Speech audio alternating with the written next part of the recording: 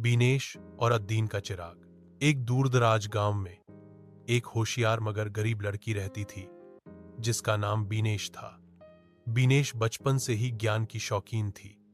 वह दिन रात किताबों में खोई रहती, मगर गांव में न तो स्कूल था न ही लाइब्रेरी। एक दिन बीनेश अपने खेत के पास खेल रही थी कि अचानक जमीन खिसकी और एक पुराना सा मिट्टी में धंसा हुआ चिराग नजर आया।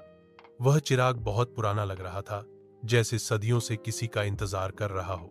बीनेश ने चिराग को उठाया और साफ करने लगी। अचानक चिराग से नीला धुआं निकला और एक जिन्न प्रकट हुआ।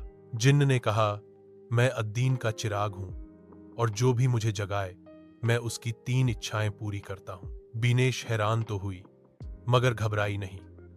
उसने सोचा, अगर मैं सिर्फ अपनी इच्छाओं पर यह चिराग जाया कर दूं तो शायद कभी भी दूसरों की मदद न कर सकूं।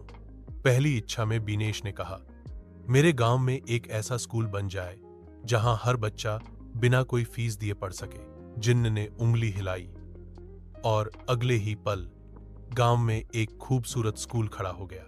दूसरी इच्छा, मेरे गांव के सभी लोगों को साफ पानी, इलाज और किताबें मयस्सर हों। जिन्न ने फिर से जादू किया और गांव में कुएं, एक छोटा अस्पताल और एक पुस्तकालय बन गया। अब तीसरी इच्छा रह गई थी। जिन्न ने पूछा, क्या अब तुम महल, सोना या दौलत मांगोगी?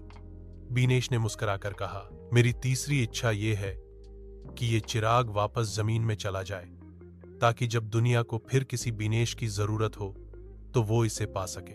जिन्न ने हैरानी से बीनेश की तरफ देखा, सिर झुकाया और बोला, तुम वो इकलौती इंसान हो जिसने दूसरों के लिए चिराग इस्तेमाल किया।